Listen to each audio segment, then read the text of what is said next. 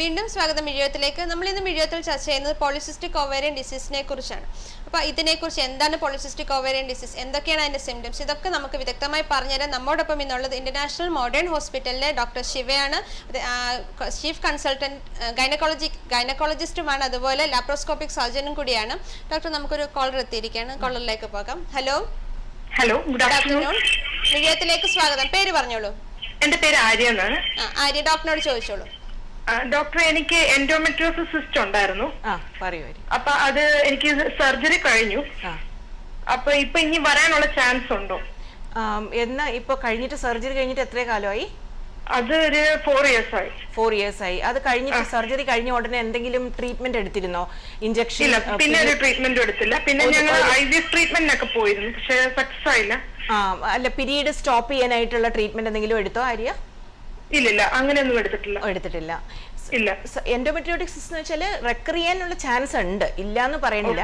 പക്ഷേ എനിക്ക് പീരിയഡ്സ് ഒക്കെ റെഗുലർ ആണ്. Regular pain ഉണ്ടാവാറുണ്ടോ? പെയിൻ ഉണ്ട്, ഇടയ്ക്കിടയ്ക്ക് പെയിൻ വരാറുണ്ട്. എന്തായാലും എപ്പോഴും ഒരു എവറി 6 months പോയി ചെക്ക് ചെയ്ത് നോക്കണം. എന്ന് വെച്ചാൽ ചാൻസസ് ഉണ്ട് റെക്കർ ചെയ്യാൻ, ബട്ട് സിംറ്റംസ് ഇല്ലാത്തത് നല്ലൊരു കാര്യമാണ്. പക്ഷെ ചെക്ക് ചെയ്തു. Thank you very much. Doctor, നമ്മൾ എന്താണ് പോളിസിസ്റ്റിക് ഓവേറിയൻ ഡിസീസ് നമ്മൾ പറഞ്ഞു, അതുപോലെ എന്തുകൊണ്ടാണ് ഇത് ഉണ്ടാവുന്നതെന്ന് നമ്മൾ പറഞ്ഞിട്ടുണ്ട്. ഇനി നമ്മളത് എങ്ങനെ ഡയഗ്നോസ് ചെയ്യും? നമുക്ക് ആ ഡോക്ടർ പറഞ്ഞ സിംറ്റംസ് ഒക്കെ ഉണ്ടെങ്കിൽ നമ്മളത് എങ്ങനെ ഡയഗ്നോസ് ചെയ്യും? സാധാരണ നമ്മളിപ്പോൾ പറഞ്ഞതുപോലെ തന്നെ ഹിസ്റ്ററി വെരി ഇമ്പോർട്ടൻ്റ് ആണ്. ആസ് യു സെഡ്, ഇപ്പം നമ്മൾ ഹിസ്റ്ററി വളരെ ഇമ്പോർട്ടൻ്റ് ആണ്. അല്ലാതെ നമ്മൾ ഡയഗ്നോസ് ചെയ്യുന്നത് അൾട്രാസോണോഗ്രാഫിയാണ്. Major role അൾട്രാസോണോഗ്രാഫിക്കാണ്. അൾട്രാസോണോഗ്രാഫിയിൽ ഞാൻ ആദ്യം മെൻഷൻ ചെയ്ത പോലെ നമ്മൾ സ്കാനിങ്ങിൽ ശരിക്കും നമുക്ക് കാണാൻ പറ്റും. ഇങ്ങനെ ഓവറി വലുതായിരിക്കും, വലിപ്പം കൂടും, ആൻഡ് അതിന്റെ ചുറ്റും ഇങ്ങനെ പേൾ ഇങ്ങനെ അറേഞ്ച് ചെയ്ത് വെച്ച പോലെ. അതിന് നമ്മൾ പറയുന്നതെന്ന് വെച്ചാൽ സ്ട്രിങ് ഓഫ് പേൾ അപ്പിയറൻസ് ആണ്. ഒരു മുത്ത് ഇങ്ങനെ കോർത്ത് വെച്ചതുപോലെ ഉള്ള സിസ്റ്റുകൾ കാണാൻ പറ്റും. ഡോക്ടർ, ഞാൻ നമുക്ക് കോളർ എത്തിയിരിക്കണം. ഹലോ. Good afternoon. വീഡിയോത്തിലേക്ക് സ്വാഗതം. പേര് പറഞ്ഞോളൂ. എന്റെ പേര് ടിൻസിയ. എന്താണ്? ടിൻസി. ഓക്കേ, ടിൻസി, ഡോക്ടറിനോട് ചോദിച്ചോളൂ. പറയൂ Fincy. Good afternoon doctor. Good afternoon Fincy, പറയൂ. ഡോക്ടർ, എനിക്ക് എന്റെ 21 days ആയിരുന്നു. ഒരിക്കൽ കൂടി ഒന്നുകൂടെ ക്ലിയർ ആയിട്ട് പറഞ്ഞോളൂ.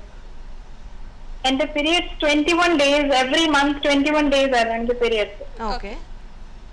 അപ്പൊ ഞാൻ ഡോക്ടറിനെ കൺസൾട്ട് ചെയ്തപ്പോ എന്നോട് പറഞ്ഞു PCOD പ്രശ്നമുണ്ടെന്ന് പറഞ്ഞു. എനിക്ക് മെറ്റ്ഫോർമിൻ എഴുതി തന്നു. അപ്പൊ ഞാനിപ്പം 1 മാസം അത് കഴിച്ചു കഴിഞ്ഞപ്പോ എന്റെ പീരിയഡ്സ് 35 days കഴിഞ്ഞപ്പോഴാണ് എനിക്ക് പീരിയഡ്സ് ആയത്. എന്റെ ക്വസ്റ്റ്യൻ, എനിക്ക് എത്ര നാൾ ഈ മെഡിസിൻ കണ്ടിന്യൂ ചെയ്യാൻ പറ്റും? ബിക്കോസ് ഞങ്ങൾക്ക് കുട്ടികളില്ലാത്തതുകൊണ്ട്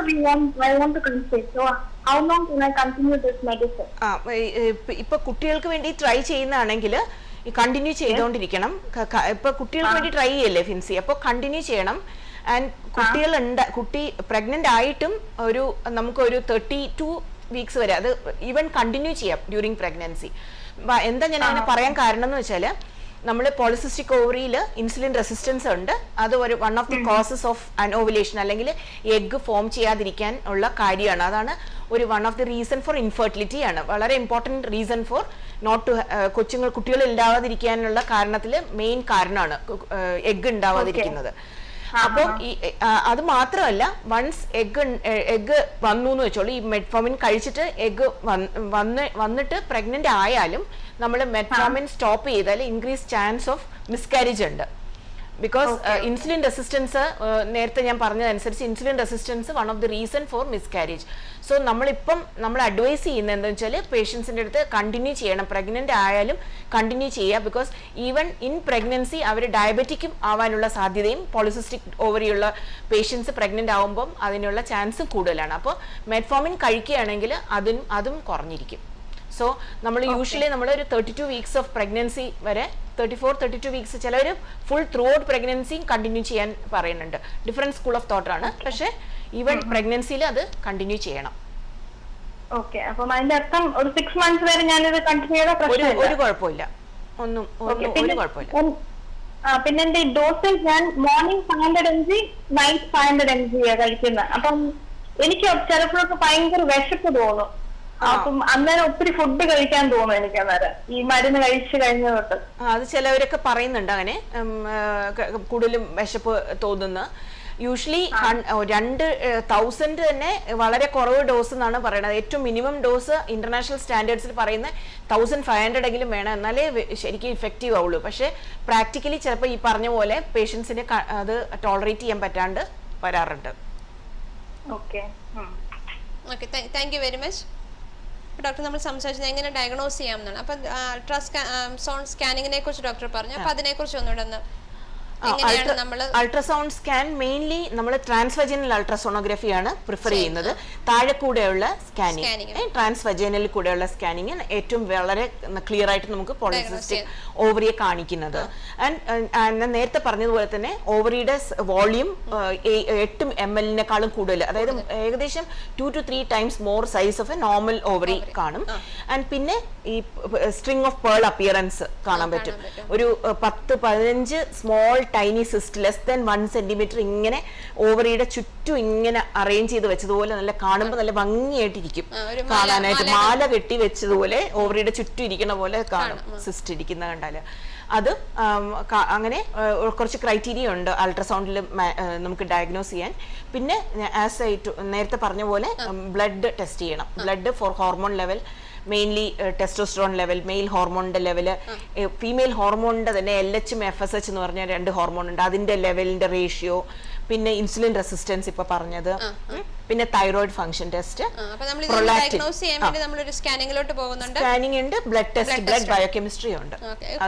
അപ്പൊ നമ്മൾ ഇങ്ങനെയൊക്കെ ഡയഗ്നോസ് ചെയ്ത് നമുക്കൊരു അസുഖമുണ്ട് അല്ലെങ്കിൽ പോളിസിസ്റ്റിക് ഓവറിയൻ ഡിസീസ് ഉണ്ട് നമ്മൾ തിരിച്ചറിയുകയാണ്.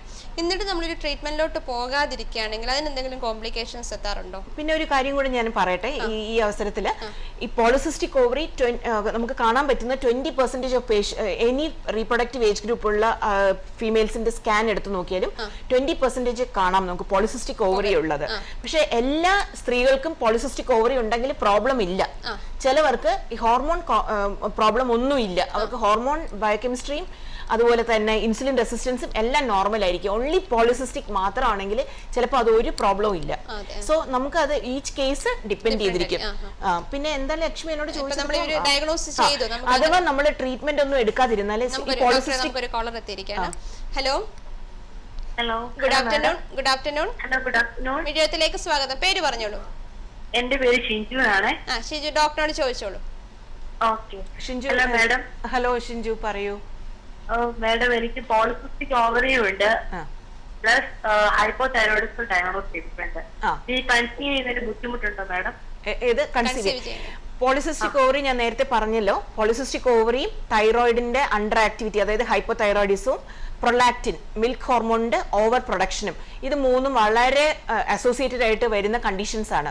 അതുകൊണ്ട് എപ്പോഴും ഈ പോളിസിസ്റ്റിക് ഓവറി ഉള്ള പേഷ്യൻസിനെ ഞാൻ എപ്പോഴും പറയാറുണ്ട്, തൈറോയിഡും പ്രൊലാക്റ്റിൻ ലെവലും ചെക്ക് ചെയ്ത് നോക്കണം. ആൻഡ് നിങ്ങൾക്ക് ഇപ്പോൾ ഷിൻസിക്ക് ഇപ്പോൾ 2 കാര്യങ്ങളാണ് ഉള്ളത്, പോളിസിസ്റ്റിക് ഓവറിയും ഉണ്ട് ആൻഡ് തൈറോയിഡ് ഹൈപ്പോതൈറോയിഡിസം ഉണ്ട്.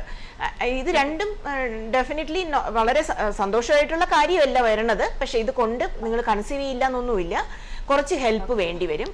ചിലപ്പം ഈ പോളിസിസ്റ്റിക് ഓവറി വളരെ മിറക്കിളാണ് കാണിക്കുന്നത്, ഒരു പ്രശ്നമില്ലാതെ ചിലപ്പോൾ കൺസീവ് ചെയ്യും. അത് നമുക്ക് ഒന്നും പ്രഡിക്റ്റ് ചെയ്യാൻ പറ്റില്ല പോളിസിസ്റ്റിക് ഓവറിയെ പറ്റി. വളരെ കൂടുതലായിട്ടുള്ള പോളിസിസ്റ്റിക് ഓവറി ഉള്ള പേഷ്യൻസിന് ഇവർ കൺസീവേ ചെയ്യില്ല എന്നിരിക്കുന്ന അടുത്ത സൈക്കിളിൽ ചിലപ്പോൾ കൺസീവ് ചെയ്യും. എന്താണെന്ന് വെച്ചാൽ സഡൻലി ഇങ്ങനെ ഇരിക്കുമ്പോൾ ചുമ്മാ ഓവുലേഷൻ അങ്ങ് നടക്കും, ഒരു ട്രീറ്റ്മെന്റും ഇല്ലാതെ. അങ്ങനെയുള്ള ആ സൈക്കിളിൽ ചിലപ്പോൾ അവർ കൺസീവ് ചെയ്തിരിക്കും. അതുകൊണ്ട് നമുക്ക് അങ്ങനെ കൃത്യമായിട്ട് നമുക്ക് പറയാൻ പറ്റില്ല. എന്നാലും സാധാരണഗതിയിൽ it is a cause of concern. പക്ഷെ ഡെഫിനറ്റ്ലി വിത്ത് ട്രീറ്റ്മെന്റ് നിങ്ങൾക്ക് കൺസീവ് ചെയ്യാൻ പറ്റും. പിന്നെ മാഡം, എനിക്കൊരു ഡൗട്ട് കൂടെ ഉണ്ട്. ചോദിച്ചോളൂ. പറയൂ മാഡം. ഞാൻ കണ്ടിന്യൂസ് ആയിട്ട് ടാബ്ലറ്റ് കഴിക്കുന്നുണ്ട്, മെറ്റ്ഫോമിൻ 500 വീതം. പക്ഷേ എനിക്ക് 2 to 3 months എനിക്ക് പീരിയഡ്സ് ഡിലേ ആണ്.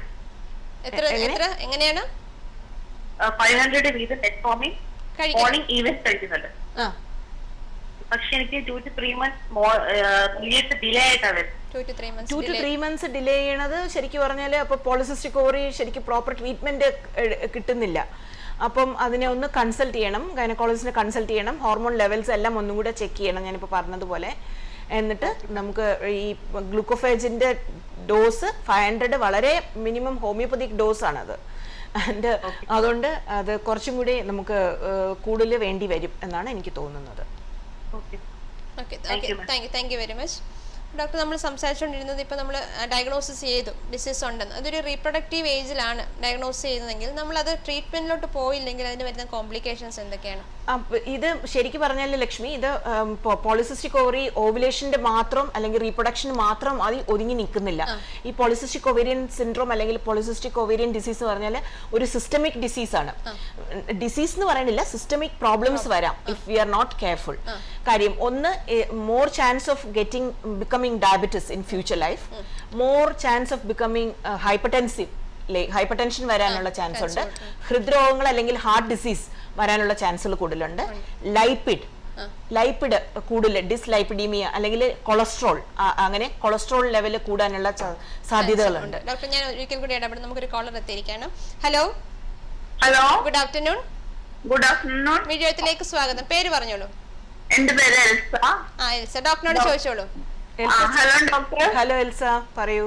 ഹലോ ഡോക്ടർ, എനിക്ക് 46 ഏജ് ഉണ്ട് ഡോക്ടർ. എന്റെ ഏജ് 46 ആണ്. അപ്പൊ എനിക്കൊരു 5 വർഷത്തിന് മുമ്പ് ഇങ്ങനെ പീരിയഡ്സ് കൂടുതലായിട്ട് ഫ്ലോ ഉണ്ടായി. അപ്പൊ ഞാൻ ഡോക്ടറിനെ കണ്ടപ്പോ ഡോക്ടർ എനിക്ക് സ്കാൻ ചെയ്യാൻ പറഞ്ഞു. അപ്പൊ സ്കാൻ ചെയ്താൽ പറഞ്ഞപ്പോ ഫൈബ്രോയിഡ് ഉണ്ടെന്ന് പറഞ്ഞു. വലിയ കുഴപ്പമില്ല, എന്നാലും 6 മാസം കൂടുമ്പോ അൾട്രാസൗണ്ട് ചെയ്യണം അങ്ങനെ പറഞ്ഞ് ഞാൻ 6 മാസം കൂടുമ്പോ അങ്ങനെ ചെയ്യുമായിരുന്നു. അപ്പൊ ഇതുവരെയും കുഴപ്പമില്ല, കുറച്ച് വലുപ്പം വെക്കണോളൂ അങ്ങനെ ഡോക്ടർ പറഞ്ഞ്. ഇപ്പൊ 5 വർഷം കഴിഞ്ഞ് ഒരു കുഴപ്പം ഉണ്ടായിട്ടില്ല. ബ്ലീഡിങ് കുറച്ച് കൂടുതൽ ഉണ്ടായിരുന്നു, അതിന് മൊഫ്താൽ TX ടാബ്ലറ്റ് തന്നിട്ടുണ്ടായിരുന്നു. അപ്പൊ ഇപ്പൊ ഒരു വർഷമായിട്ട് മൊഫ്താൽ TX എനിക്ക് എടുക്കേണ്ടി വന്നില്ല, കാരണം ബ്ലീഡിങ്ങിന്റെ അളവ് കുറവാണ്. അങ്ങനെ ഇരിക്കുന്നു. ഇപ്പൊ ഒരു 4 മാസമായിട്ട് എനിക്ക് പീരിയഡ്സ് ഇല്ല. അപ്പൊ ഇനി അത് സ്റ്റോപ്പ് ആയതാണോ അല്ലെങ്കിൽ അങ്ങനെ സ്റ്റോപ്പ് ആവാൻ 46 ഇയേഴ്സിൽ ചിലവർക്കൊക്കെ ഇപ്പം ഫാമിലി ഹിസ്റ്ററി അനുസരിച്ചൊക്കെ ചിലപ്പം അമ്മയ്ക്കോ സിസ്റ്റർ കുടുംബത്തിലെ അടുത്തുള്ള സ്ത്രീകൾക്ക് പീരീഡ് നേരത്തെ നിന്നിട്ടുണ്ടെങ്കിൽ നമുക്ക് കുറച്ച് നേരത്തെ പീരീഡ് നിൽക്കാനുള്ള സാധ്യതകളുണ്ട്. മെയിൻലി ഇപ്പൊ നമുക്ക് ചെയ്യേണ്ടത് ഫീമെയിൽ ഹോർമോൺ അല്ലെങ്കിൽ FSH എന്ന് പറഞ്ഞിട്ടൊരു ഹോർമോൺ ഉണ്ട്, അതിന്റെ ലെവൽ നോക്കണം. ലെവൽ നോക്കിയാൽ നമുക്ക് അറിയാൻ പറ്റും മെനോപോസിലേക്ക് പോകുന്നുണ്ടോ അതോ ഇത് വേറെ എന്തെങ്കിലും കാരണങ്ങൾ കൊണ്ടാണോ പീരീഡ് വരാത്തതെന്ന്. അപ്പം മെയിൻലി ഹോർമോൺ ടെസ്റ്റ് ചെയ്ത് നോക്കണം. പിന്നെ ഡോക്ടർ, എനിക്ക് ഈ പെയിൻ ഒക്കെ പോകുന്നുണ്ട്, കാലിനൊക്കെ വേദന അങ്ങനെയൊക്കെ ഉണ്ട്. അത് എന്തായാലും ഒന്ന് ജനറൽ ഒരു ഫിസിഷ്യനെ കാണിക്കുന്നത് നന്നായിരിക്കും. പിന്നെ വൈറ്റമിൻ ഡിയുടെ ഡെഫിഷ്യൻസി കാണാൻ സാധ്യതയുണ്ട്. നിങ്ങൾ ഗൾഫിലാണോ ഉള്ളത്? അപ്പം അങ്ങനെ ഉണ്ടെങ്കിൽ നമ്മൾ ഇവിടെയുള്ള ഗൾഫിലുള്ള ആൾക്കാർ കൂടുതൽ സൺലൈറ്റ് എക്സ്പോഷർ വളരെ കുറവായതുകൊണ്ട് വളരെ കോമൺ ആണ് വൈറ്റമിൻ ഡി ഡെഫിഷ്യൻസി. ഇപ്പൊ കാലും ഈ നടുവേദന അങ്ങനെയൊക്കെ ഉള്ളവര് അതൊക്കെ നല്ല സ്വഭാവമാണ്. പക്ഷെ വൈറ്റമിൻ ഡി ഒന്ന് ചെക്ക് ചെയ്യുന്നത് നന്നായിരിക്കും. Thank you very much. Doctor നമ്മൾ സംസാരിച്ച കോംപ്ലിക്കേഷൻസിനെ കുറിച്ചാണ്. ഡോക്ടർ അത് കംപ്ലീറ്റ് ചെയ്യാൻ പറ്റിയില്ല, അതിന് മുമ്പ് നമുക്ക് കോൾ എത്തിയിരിക്കുകയാണ്. എന്തൊക്കെയായിരുന്നു കോംപ്ലിക്കേഷൻ? നമ്മളിപ്പോ പറഞ്ഞല്ലോ എന്തൊക്കെയാ പറഞ്ഞത്. പിന്നെ ഈ കൊളസ്ട്രോളിന്റെ പ്രശ്നം, ഹൈപ്പർ ടെൻഷൻ, ഡയബറ്റീസ് ഇതൊക്കെ കൂടുതൽ വരും. ഹൃദ്രോഗങ്ങൾ കൂടുതൽ വരാം. പിന്നെ even cancer, breast cancer and uterus cancer അതെല്ലാം കൂടുതൽ വരാൻ സാധ്യതയുണ്ട്. ബിക്കോസ് ഈ ഹോർമോൺ ഇംബാലൻസ് കാരണമാണ് ഇതെല്ലാം വരുന്നത്. സോ ഇതൊക്കെയാണ് നമ്മൾ മെയിൻലി നമ്മള് കോംപ്ലിക്കേഷൻസ് വരുന്ന കോംപ്ലിക്കേഷൻ. ഡെഫിനറ്റ്ലി. കാര്യം നമ്മളിപ്പോ പറഞ്ഞില്ലേ ഓൾറെഡി, എഗ് ഉണ്ടാവില്ല. എഗ് ഉണ്ടാവാനുള്ള ഏറ്റവും one of the most important cause of anovulatory അല്ലെങ്കിൽ അനോവുലേറ്ററി എന്ന് വെച്ചാൽ ഓവം ഉണ്ടാവാത്ത ഇൻഫെർട്ടിലിറ്റിയുടെ മെയിൻ കോസ് ആണ് പോളിസിസ്റ്റിക് ഒവേറിയൻ ഡിസീസ്. ഞാൻ ഒന്നുകൂടെ ഇടപെടാം, നമുക്കൊരു കോളർ എത്തിയിരിക്കണം. Hello good afternoon. പേര് പറഞ്ഞോളൂ. കാവ്യ. ഡോക്ടറോട് ചോദിച്ചോളൂ. പറയൂ Kavya. Hi ma'am. Hi ma'am. Actually ഞങ്ങള് കല്യാണം കഴിഞ്ഞിട്ട് ഇപ്പൊ 10 years ആയി. ഓക്കെ. ഇപ്പം ഇതുവരെ കൺസീവ് ആയിട്ടില്ല. ഓക്കെ. ചെക്ക് ചെയ്തപ്പം PCOS ഉണ്ടെന്ന് പറഞ്ഞു. ചെക്ക് ചെയ്തപ്പോ എന്താ PCOS ഉണ്ടെന്ന് പറഞ്ഞായിരുന്നു. ഇഷ്യൂസ് ഉണ്ടെന്ന്. ഓക്കെ. അപ്പം അത് അതിനെ ടാക്കിൾ ചെയ്യുന്നുണ്ടോ? എന്താണ് രണ്ടുപേർക്കാണോ അത് ഒരാൾക്കാണോ പ്രോബ്ലം? എന്താണ് പ്രശ്നം? എനിക്ക് PCOS ഉണ്ടെന്ന് പറഞ്ഞായിരുന്നു. എന്നിട്ട് ഇൻസുലിൻ എല്ലാം ചെക്ക് ചെയ്തോ? ഹോർമോൺ ഒക്കെ ചെക്ക് ചെയ്തോ കവ്യ? ചെക്ക് ചെയ്തു. ലൈക്ക് ഞാൻ മെറ്റ്ഫോമിൻ എടുക്കുന്നുണ്ടായിരുന്നു ഓൾമോസ്റ്റ് 2 years. തൈറോയിഡ് എന്തെങ്കിലും പ്രോബ്ലം ഉണ്ടോ? ഇല്ല. പ്രൊലാക്റ്റിൻ ലെവൽ എല്ലാം നോക്കിയിട്ടുണ്ടോ? എല്ലാം നോക്കിയായിരുന്നു. ഹസ്ബൻഡ് അനാലിസിസും ചെയ്തിട്ടുണ്ടാവും അല്ലേ?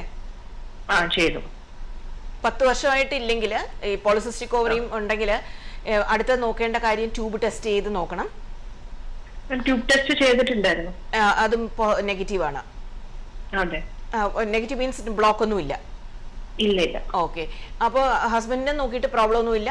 പിന്നെ ഈ പോളിസിസ്റ്റിക് ഓവറിയുടെ ഒരു പ്രശ്നം മാത്രമേ ഉള്ളൂ. അപ്പം എന്ത് ട്രീറ്റ്മെന്റ് ആണ് തന്നത്? കാവ്യ ഓവുലേഷൻ ഇൻഡക്ഷൻ എടുത്തോ? എടുത്തായിരുന്നു. ക്ലോമിഡ് ആണോ? എന്താണ് എടുത്തത്? ക്ലോമിഡും ഇഞ്ചക്ഷൻസും ഒക്കെ എടുത്തോ? എത്ര മാസം എടുത്തു? 6 cycles എടുത്തായിരുന്നു. അത് പിന്നെ നോക്കൂ, ഇപ്പൊ 10 years എത്ര വർഷമായിട്ട് ട്രീറ്റ്മെന്റ് എടുക്കുന്നത്? 6 years ആയി. അപ്പൊ ഇത്രയും പ്രൊലോങ്ഡ് ആയതുകൊണ്ട് ഒരു പിന്നെ നോക്കാൻ എപ്പോഴും കൺസീവ് ചെയ്തിട്ടുണ്ടോ? ലാസ്റ്റ് ഇയർ കൺസീവ് ചെയ്തായിരുന്നു. മിസ്കാരേജ് ആയോ? അതെ. അപ്പം ഒരു ഹിസ്ട്രോലാപ്രോ എന്ന് പറയും. അതായത് നമുക്ക് പെൽവിക് ഓർഗനെയൊക്കെ നോക്കാനായിട്ട് ഒരു ലാപ്രോസ്കോപ്പി അല്ലെങ്കിൽ കീഹോൾ സർജറി നോക്കിയിട്ട് എന്തെങ്കിലും പോളിസിസ്റ്റിക് ഒരുപാട് ഉണ്ടെങ്കിൽ മേ ബി 1 or 2 സ്ഥലത്ത് മാക്സിമം 4 places ഒന്ന് വേണമെങ്കിൽ ഈ ഓവുലേഷൻ നടക്കുന്നില്ലെങ്കിൽ. ഓവുലേഷൻ നടക്കുന്നുണ്ടോ ഈ ഓവുലേഷൻ ഇൻഡക്ഷനിൽ? ലാസ്റ്റ് ഇയർ ഒരു ലാപ്രോ ചെയ്തിട്ടുണ്ടായിരുന്നു. അതിനുശേഷമാണ് കൺസീവ് ചെയ്തത്. ഹിസ്ട്രോസ്കോപ്പി ചെയ്തോ യൂട്രസിന്റെ? അപ്പം ഒരു പ്രാവശ്യമല്ലേ പ്രോബ്ലം വന്നുള്ളൂ. എത്രയാണ് ഇപ്പൊ മെറ്റ്ഫോമിൻ എടുക്കുന്നത്? ഇപ്പം മെറ്റ്ഫോമിൻ ഒന്നും എടുക്കുന്നില്ല. അപ്പം എന്തായാലും ഇൻസുലിൻ റെസിസ്റ്റൻസ് ഒന്ന് നോക്കിയിട്ട് മെറ്റ്ഫോമിൻ എടുക്കുന്നത് നല്ലതായിരിക്കും. Thank you Kavya.